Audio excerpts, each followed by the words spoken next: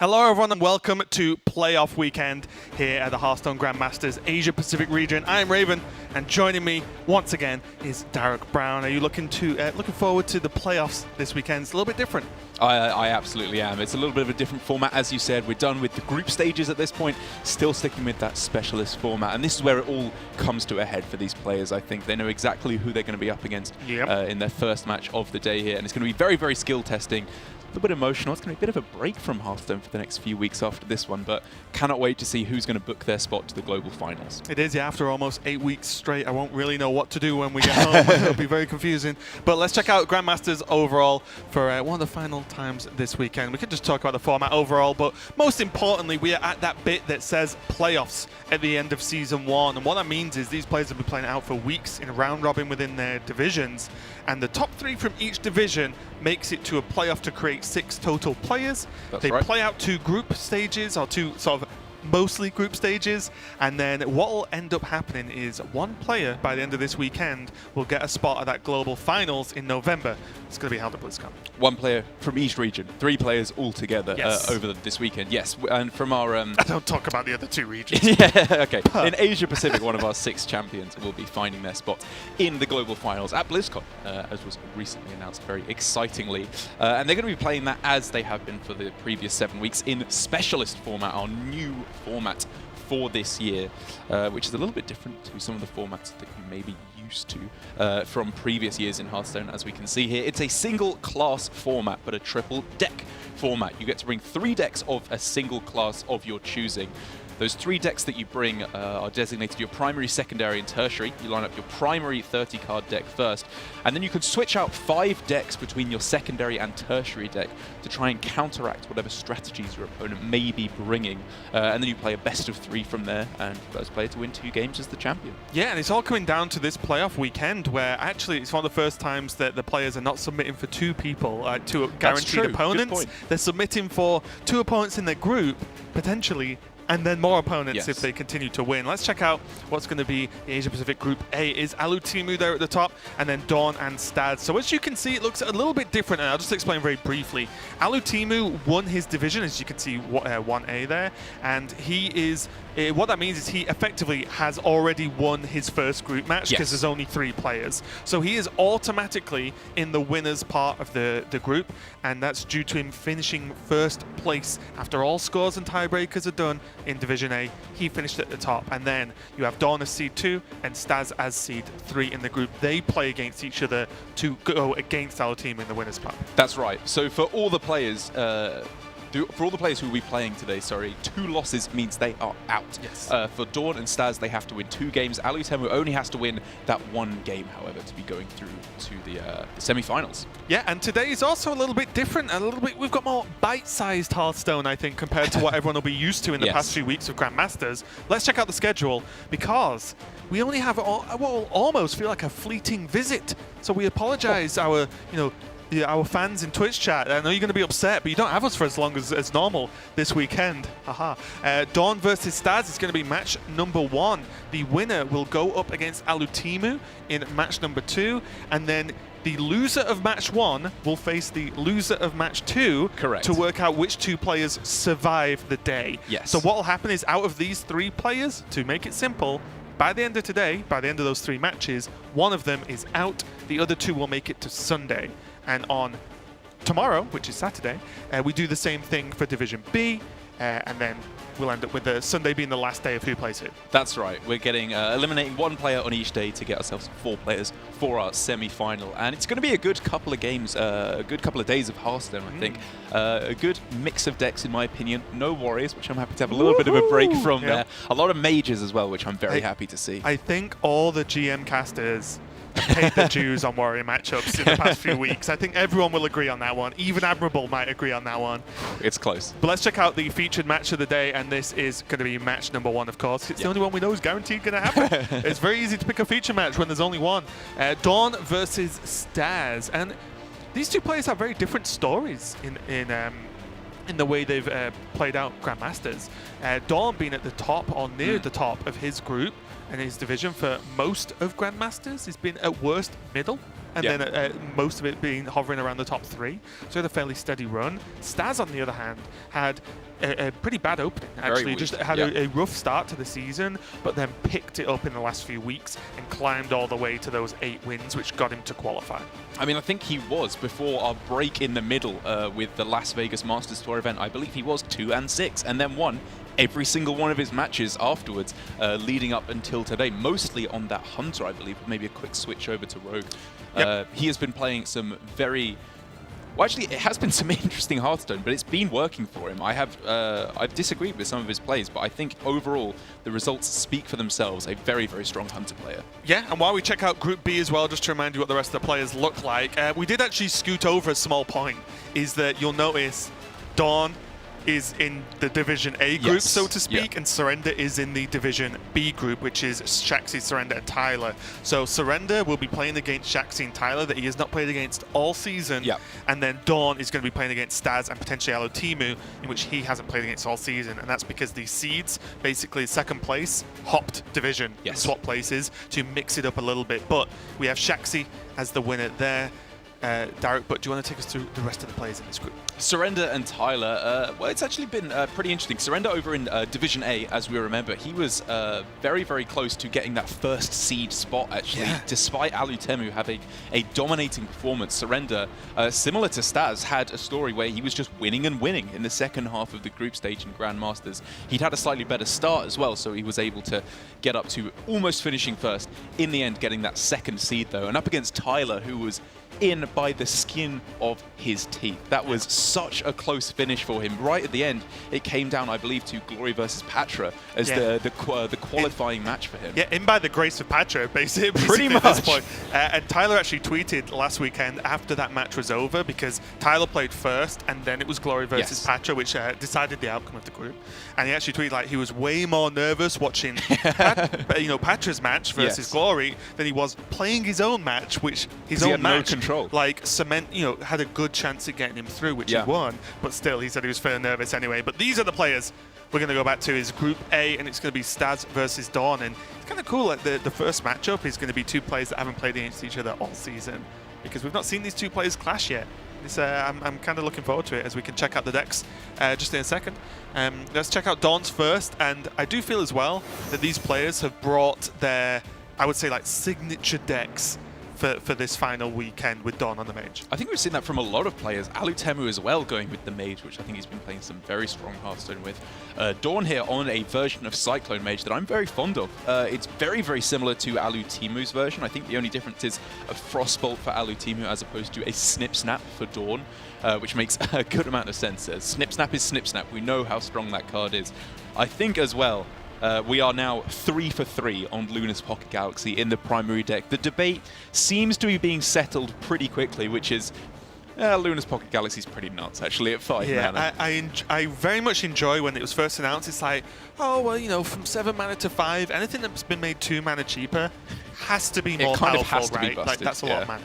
But then, when they started working in and this deck has become more and more refined, I think it's amused me. The assumption has gone from, some people think it's good, some people think it's bad, some people don't like it, some people love it, to the people who love it still, and the people who don't like it now don't like it because they think it's overpowered, which is just a very different way of not liking the same card. But let's check out his opponent, which is going to be Staz, and he, as we said, on signature decks, is going to be playing this Beast Hunter. Yes, he's been playing some very, very strong Hearthstone, very signature style of play as well.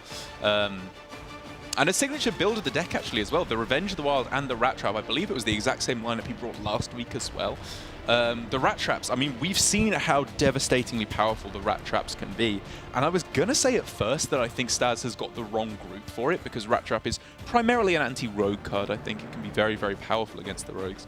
But against mages, it's also just pretty nuts. Yeah, I think that it has a much lower power curve, though, against mage, because the problem is, one, mage has a lot of tools to ignore the Rat Trap. That's fair. Like, last time I checked, Giant Conjurers was only 2 cards, so, you're feeling pretty good about life. But also, so much of the mage spells when they go off is them having access to Ray of Frost. Ray of Frost which is just, huge. Okay, have you 6/6, now it's frozen for the rest of the game, good job, I've got my wide board and wide spells. And that's the thing about mage, is that it's so powerful, not because it can remove well, is because it doesn't even have to. Like, it's ascended to another plane, whereas it doesn't interact with board because it makes a big giant, freezes the board, pushes everything face, and there's nothing that any deck can do. Yeah, it's very relevant that the key mage color is blue for things I won't go further into. But what I will say is, the one thing, as we could just, I'm just going to hold on Staz's deck for just a second, is that Revenge of the Wild, I haven't really seen it do anything.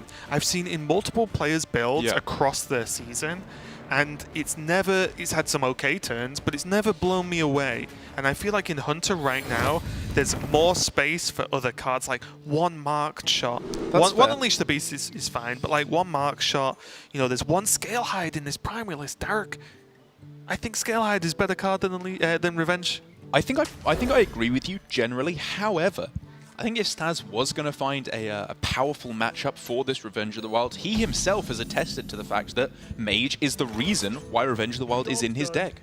The Mage goes wide, you go Unleash the Hounds, you kill off their Mana Cyclone, Sorcerer's Apprentice, Board of Giants, and then you resurrect it all, and you can just go face, you can just kill them. And Staz is lined up against two Mage players. We're getting to game number 1 of the Hearthstone Grandmasters playoffs. New icon, new graphic. Let's go. Get new toys to play with. We're simple casters. We get a new picture and we're like, ooh. Well, when you have to stare at the same picture for hours upon hours a day, new is good. But let's go into it right now. Right, I can take a hint, mate. You want Soul back. It's fair. I understand. No, it's the opposite. Oh, I enjoy right. it's the Wolverine meme. I've got just a picture of you on the photo. However, in this particular game, as we should probably save the memes for a couple of hours into the broadcast rather than it'll be over. Turn 1 of game 1. That's true, actually. It's going to be a quick day. Squish them in while we can. DawN's got a pretty good starting hand, I would say. The Sorcerer's Apprentice with the mirror images. It's somewhat risky to go off right at the start because there are answers to it, primarily in the form of Kill Command, of course. If it sticks, though, the upside here for DawN could be huge. Yeah, and this is one of the parts I enjoy the most about Mage. Is you often make turns like this of, okay, the payoff is amazing. Right. It is counterable, but if you like to just play a little bit risky, you can just win games off the back of plays like this. I mean, look at this hand. This is insane. Yep, just being able to go Intellect, Coin Intellect. And if he draws the Cyclone, he even has the Evocation available. I mean, Giant's close to a Cyclone. Pass. Okay, this is interesting now, right? Because we have consistently seen players saving their Arcane Intellects, their Sandbinders, whatever draw effects they have, for after the Luna's Pocket Galaxy coming down. Yeah, I like it. Me too. I've been playing a good chunk of Mage recently, and I have never passed up the chance to save the Arcane Intellect. If I know Luna's Pocket Galaxy is in hand. Because it's just too good. And even if you get beat up for 2 turns, it doesn't matter. That's what I mean. One-cost minions that are just frankly overpowered. Yes, I would say a 1-mana Antonidas is frankly a little on the powerful side. Yeah. You know what the biggest trouble I've had recently? Playing against Warrior as Mage, going for the Antonidas plan, and trying to play cards. Oh yeah, you to get out too your much hand. stuff. Yeah. Why can't I hold all these cards? Yeah. Staz's opening hand definitely wasn't bad though. He has 2 Call the Wilds. Sorry, 2 Master's Call. God, I always do that. Even though I play Hunter a lot. But right now, the priority of the hand has gone from drawing the cards to killing this 3-2. Like this 3-2 almost has to die. Which is the power of Sorcerer's Apprentice, right? It's powerful if it doesn't survive. If it does survive for a turn, or even 2 turns, as we're seeing here, it's insane. It's absolutely insane. Yes. I still like what we're seeing here from Staz, because his options were, you either marked shot to kill it off, or you go wide on the board. If he had gone for the marked shot to kill it off, he develops nothing. Coin Pocket Galaxy is still a play. Ooh. DawN is thinking as well, you know, if there was a Mana Cyclone in hand, Coin Cyclone was available last turn, and Coin Intellect was also available last turn. So I think he's starting to come to the conclusion that this Apprentice, if it was going to be terrible, it would have been terrible last turn. And so I can understand Staz's reasoning here for wanting to go wide on the board and push a bit more damage instead of killing off that 1 Apprentice. DawN's 1 mana away from a mind-blowing turn. Yeah. You're learning my phrases. Like Lunar Pocket I was thinking like Lunar Pocket Galaxy, and then just AI. random worlds where Khadgar costs 1. You could go Khadgar into Mirror Image and just be like, yes, this apprentice is immortal. DawN, I love that he's just chilling as well. Like next turn, Yeah, save it. Yeah. Yeah, like saving the Ray of Frost. Sorry, I think are more powerful later on. Just AI next turn, even just Giant next turn. It's probably not the strongest play he can make, but it's something to consider. Well, I think Giant could be very good because Giant coin into Image actually is pretty good versus Hunter a lot of the time. It's good when they don't have a board because it plays around the Deadly Shot, of course. I think when they have a board, you have to be a little bit more cautious because the tempo swing, if they go 3-mana Deadly Shot, is huge. Yeah, as a general turn, it's not bad, but the for me, just Arcane Intellect just gets played next turn 100% of the time. Staz, though, I would love for him to play an Animal Companion this turn. Yeah, what are his options? Well, actually, he's got a lot of tempting choices here because he wants to make a threat that has to be dealt with, right? Because DawN's most likely play next turn is just play a bunch of stats. Then he should play Rhino. Right, so is that Rhino or Hyena? What's the more threatening of the 2 minions? Rhino. 100% of the time. Rhino gets frozen, it still does something. Hyena gets frozen, it does a whole lot of nothing. Like that, because look at this turn the other way around. You'd play Rhino. So would you rather have seen the Rhino on that turn? Yeah. You play Rhino, what is DawN going to do with an empty board? And then next turn, you can go Hyena, Animal Comp. Or track it into X, and then so on, so on, so on. Mage can only freeze a 5 health. It's really interesting. Mage can only freeze a 5 health minion, right? Yes, there was And then- no chance of him removing it. And then you gain charge to do better stuff into, say, Giants this turn. The point about freeze is very, very interesting because that's how like the two answers, quote unquote, that the mage would have to this board, be it Rhino or Hyena, sorry, is freeze it or develop so much that the hunter doesn't have a chance to fight back for board. Rhino's a great card at fighting back for board. Yes, like, that's what I mean. It does both. It would honestly have to be like Ray of Frost, Ray of Frost, Ray of Frost, Pink. Yeah. To kill it, which if that happens on your Rhino, you are pretty happy with anyway. But this is the issue, right? This Hyena just does nothing now. It is a slower play overall. Don't get me wrong, the hand's still good. The answer to the Giant is still there. But I feel like the Rhino being down would just open up. Like, imagine if it was the other way around now.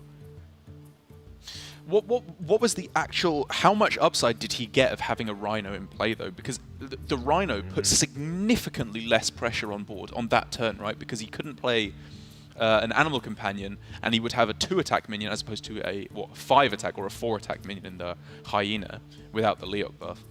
Which means he would have to develop a lot of pressure on this turn with Beasts in hand, to which he would have had double Animal Companion or Hyena in hand that can charge. Or Animal Companion into Hyena. Yeah. And the 1/1's on board, right? I guess, yeah. I think it's close. Because the 1/1s were still on board, Yeah. so imagine the trades with a charging Hyena. I don't know, I always think it's good to front load a Rhino when possible, and with Mage having so few answers, Yeah. it's just, I don't know what they do.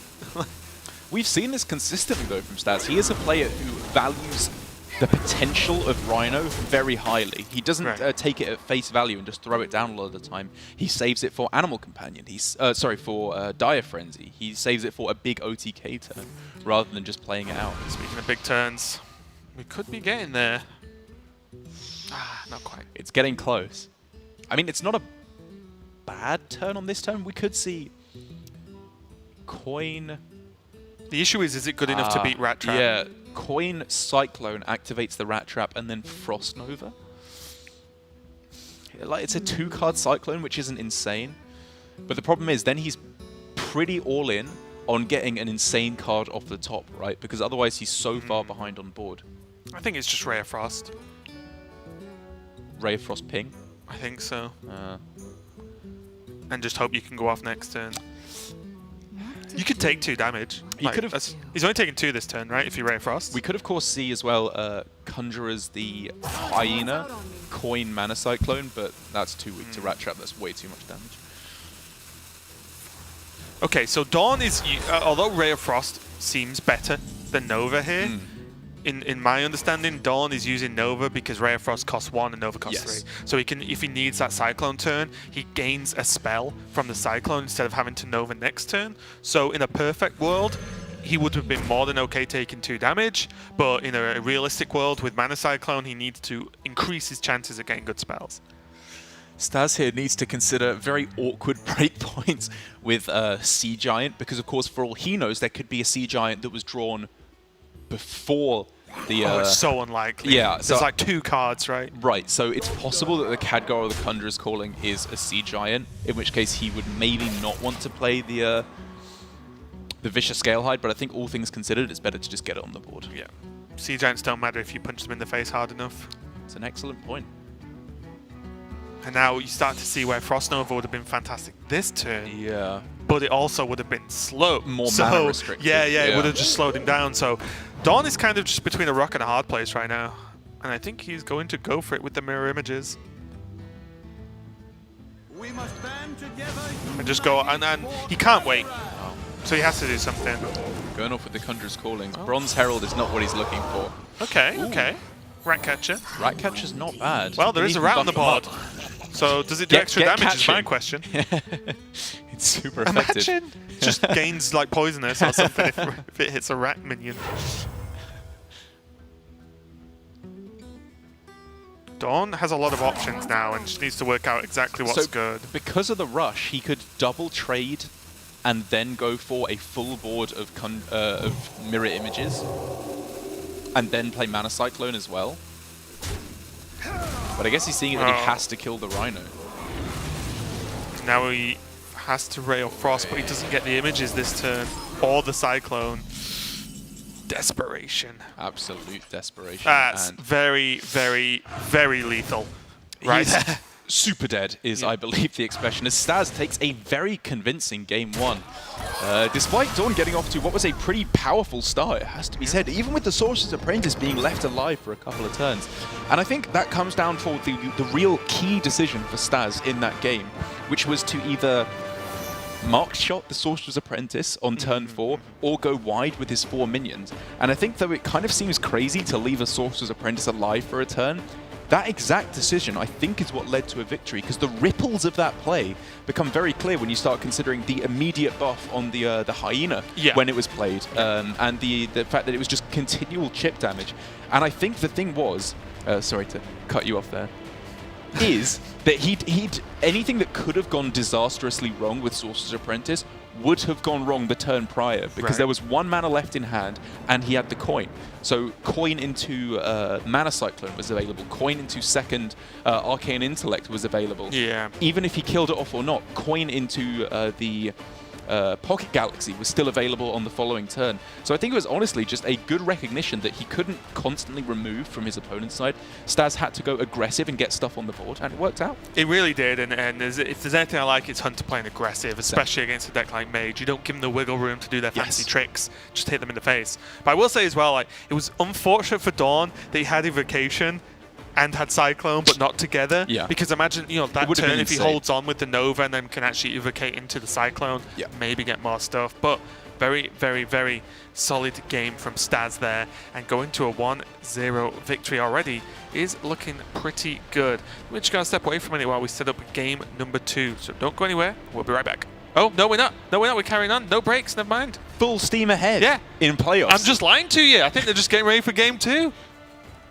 This is going to be a quick one today, isn't it? My kind of half. I don't know. Bim bam boom. And I think no complaints from me. In terms of the decks they're switching to, I find it unlikely that Staz will switch. It feels like the whole reason of why he's bringing Hunter is to play aggressive against the mages, right? He feels that it's strong against mage, and I mean, he got it right. He got the 2 mages in his group, which is kind of the dream. DawN, however, I think will possibly switch over to his tertiary, more anti-aggro deck. Yeah, more than likely, and we're just getting that information now. We're not going to go to a break. But yeah, looking at Staz's list, his tertiary deck removes Deadly Shot, which that's not going to happen. And then also the Scavenging Hyena and Tundra Rhinos removed from his secondary, which that's damage, so no. But we have just had word that they're both sticking on the same deck. So that's DawN interesting. Seemingly happy with his, and you know what, I think regardless of Staz making good plays, I think DawN's game plan did just not come together that game, Yes. and that happens sometimes. It does, yeah, So yeah. I don't mind him holding on to this and saying, oh, if I just get a little bit of a better game, I was like one step away from having it, from winning, basically. And, you know, it's not even like I think he got a good hand, and there were alternate ways he could have played that, right? 100%. The main thing I'm considering was, even though we agreed with the way he played it, double Arcane Intellect on turn 3, I think could really have turned it around. Because if he'd drawn Mana Cyclone off of that second that second Arcane Intellect, sorry, I think that's just game over on the spot, because he could have gone Evocation Cyclone. Funnily enough, even the Arcane Intellect on turn 5, because he just played a Giant. Yeah. So there could have been like Very the Arcane possible. Intellects Yeah, played yeah, then very because the minions are 1 cost, but post Lunar Pocket Galaxy, he played a 5-cost Giant. Right. And he so could have Arcane Intellect into 2 0-mana Sea Giants, maybe. I'm obviously stating a very stupid example, ideal scenario, but it could have happened, or even just one Giant and something else. It could have been huge to draw more after the pocket, and DawN just chose to just play the 1 Giant. Which I think is it's kind of a hidden asset of being able to play Mage well, but it's, in my opinion, the most core ability is to know when what you have in your hand is not good enough. To know that if I just play out this, on average, I lose. So you have to dig for better stuff. You have to dig for that powerhouses. Maybe you should have dug for Cyclone to go Evocation Cyclone. Maybe you should have dug on turn 5 to go for a bigger Mountain Giant Anything, or Antonidas play or something like that. Even the Ziliax would have been It would have absolutely been insane. fine for Ziliax one. would have been ridiculous.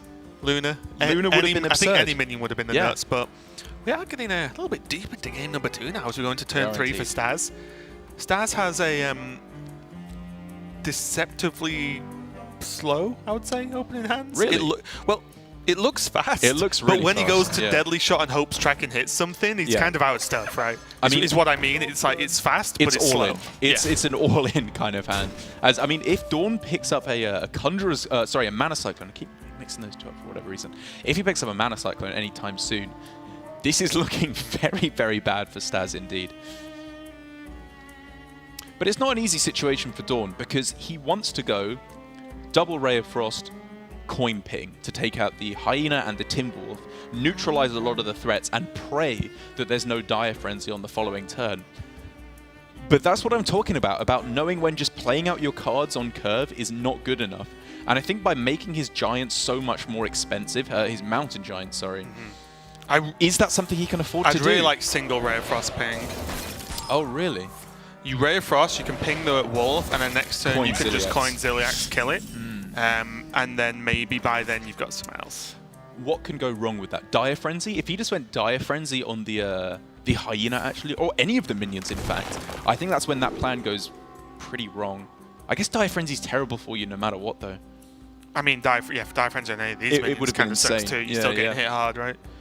My point being is, I'm very interested to see what DawN's next turn is. DawN's next turn might just be Evocate Giant, to be honest. Yeah, very but that just feels like you just get blown out by Deadly Shot. Because there's no images to protect. Or even try and protect. Not that it would work versus this board anyway. I mean, basically his plan at the moment is pray that you draw Mana Cyclone, so far as I can see it. Yeah. Okay, everyone get ready to wince if you're a DawN fan. Because I'm going to wince. And I am reasonably unbiased in this matchup. But I still feel this pain as someone who has played Mage. This is kind of just a stomp, as it currently stands. DawN's going to have a pretty strong fight back to be able to win his way back into the game, which he does have. You know, Ziliax just to take out a couple of these 1/1s, or even all 3 of them if it attacks into the Timberwolf and gains some health, could be the swing back that DawN needs. Because again, if he finds himself Mana Cyclone, Arcane Intellect, Conjurer's Calling, any of these cards put DawN firmly in the lead. Or in with a chance. Yeah, DawN nods. He's like, I knew this could happen. It's not like a crazy play, is it? It's like, this is a common interaction in the matchup. And now DawN needs something soon. That is a decent card, but not yet. I think he has to play the Ziliax right now. He's seen Deadly Shot. It's likely that his Ziliax can stick. We can see that Kill Command will just clear it off. But still, it's something. I mean, that's a big life swing, even though it doesn't get the lifesteal on the second hit, because obviously Kill Command will have gone into it. Heals for 5? Right, that is a huge difference. And that is a bad draw for Staz to be like, that is not really what he's after, is it? I guess we could see Springboard double trade just because it has Rush and then push the rest face and hero power. Double trade! Yeah, that's the nightmare versus Ziliax. If you're going to double trade in, I think you'd trade in the Shimmerfly, right? First? Do you if want you were the going to spell trade, that bad? I think you need something. Yeah, I mean, this is probably just gets you more stuff on board, which is pretty important. And now, so it's going to go to 7, goes to... There's just not enough minions on. Yeah, I was looking at if it can go like Apprentice, Sea Giant, whatever. This has... Oh, no. Let's go. Yeah, it's just Giant, right? Wait, what? It has to just be Giant again. I don't think this is the pop-off turn. Because imagine if he misses. Like, if he doesn't find exactly Ray of Frost or Frost Nova, he's just dead. Whereas this is only 3-5 damage. How does this ever win, though? The Ziliax is still dead. I don't know. Maybe for DawN there, he had to just pray... For a different deck? I guess so. I think actually the most likely win condition for DawN is he goes double Apprentice next turn, Arcane Intellect, and draws Frost Nova and Conjurer's Calling, or something absurd like that, just to be able to threaten 2-turn lethal. I think the best as well is he can magic trick an Ice Barrier. That would help. Because that's massive. Hunter, outside of exactly hero powering and the on-kill command, has to attack with minions. Look at this Deadly Shot, though. Look at all of these cards. These are all so good. Deadly Shot. Oh, wait, no, you can put kill them to... command, no, right? you kill command puts them to 2, right? Yeah, you kill command. Yes, I think. Am I miscounting? I think he has 5 damage on board, right? Well, he traded in the Shimmerfly to get this tracking, right? Oh, sorry, right. Oh, so kill command changes the numbers, but barely. Bang, bang, bang. So it gets him down to 3. Kill command now? Okay. So what this means is that if there is an impenetrable taunt wall generated on this turn, DawN is not necessarily dead, and he could actually set up lethal on this turn with double Sea Giant. Time to do the thing. And with the Arcane Intellect as well. So he has Intellect, Coin, Intellect. Or he could go Apprentice first, right? He could go Apprentice, yeah. double Intellect. Like, this is... Wait, you could get Sea Giants down too. Yes, yeah, that's what I mean. This is always a Rat Trap proccing turn. You don't worry about that. You just pray that you draw the Frost Nova. Everyone hold on to your seats, because this is a spicy turn. Okay, Those were that's not a swing good. and a miss. Those were not good. Again? It needs to be Conjurer's Calling, or it needs to be Frost Nova. Oh, it doesn't matter now, right? Oh, Frost Nova.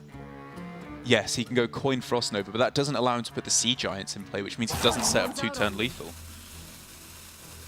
Well, he can't put the Sea Giants in play anyway now, right? Oh, sorry.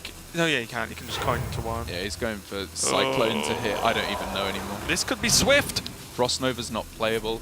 Ooh. Image. Double Shooting Star's nuts, though. Oh, wait. What? It's too much, DawN. It's too much. Gets the trade. Shooting Star. DawN doesn't even know. He could be. Oh, he's very dead. There we go. He is very... He went from being not dead to maybe dead to extremely dead, as Staz is going to take his first match in the playoffs, 2-0, in, I'll have to say, a very straightforward fashion. That was just an absolute stomp. And Staz there, I think he showed excellent understanding of the matchup overall, which is that what Mage can do is often so ridiculously powerful, you just have to ignore it. You just have to pretend that they're not able to do it, push as much damage at face as you possibly can. As for Staz there, his game plan very possibly just went completely wrong. It was like a very all-in style of play, just going in with the... straight away with the hyenas, the Timberwolves, the Springpools, all that stuff being thrown onto the board, which meant it was chip damage, chip damage, chip damage. But I think that that is the best way to counteract what the Mage does, not by removing their stuff necessarily every turn, but by shortening their clock, just making sure they don't have time to go with that crazy stuff. Yeah, even much earlier on in the expansion, as soon as Mage and Cyclone Mage specifically started kicking up, when people were playing Hunter as well, instantly people were forming plans to beat Mage. And it's just, your plan is to kill them because they don't heal, and that's the biggest downside. The matchup feels very much like the old Hunter versus Rogue matchups of like you hit them hard enough early enough that you can any kill command, just hero powers, any damage from hand destroys them, because back then Rogue didn't have heal. They had maybe like an Earthen Ring Farseer or something, which was not enough. And this very much feels the same. They have the Ziliax, but especially if you can't guarantee 2 attacks, which often you can't at the moment. Heal for 3. Great. The biggest flaws for me, though, and it's not specifically DawN's fault in both games. I think in game 1 he could have done something different, but the Giant's being answered. Just it was pretty rough. The big Giant on its own, hope it lives. It didn't live, and that's so much of a mana investment and time investment that DawN could never claw back from there. But I believe we have Staz standing by. Hello, Staz. Can you hear us? Hello, yeah. Hey, cool. So congratulations on that that pretty strong first match win. Actually, I just want to ask you straight away, in your group specifically for this, how happy were you when you saw the decks be announced and the submissions go out? Because you've got your Hunter, which you're pretty much known for, versus 2 mage players. Of course, I was really happy when I saw the 2 mages, but I don't think I can still win everything, because there's a lot of rogue on the other group. Yeah, that's going to be the tricky one. But are you feeling just as confident versus Alutimu in your next matchup that's going to happen? Not really. I mean, he's a really good player and he plays mage really well. So I don't think I'm confident that much against Alutimu. Okay, and the first thing going down, you obviously don't have to answer anything you don't want to, but then again, you're going to be playing before Alutimu can see anyway. I just want to say, were you ever considering submitting anything else to this week for playoffs? Oh, I think we're losing Staz. I think we're seeing his messages come up. Oh, okay. Casters are choppy. I can hear you now. Can you hear me now? Yeah. Just last question before we let you go. Okay. Were you ever considering bringing anything else except from this Hunter list for this weekend? No. Okay. We'll let you go, Staz. Get ready for your next match. Don't worry. Don't worry about us. We're silly casters that are choppy, apparently. We are going to chop our way into a break as we get the next matchup set up. Don't go anywhere, and we'll be right back.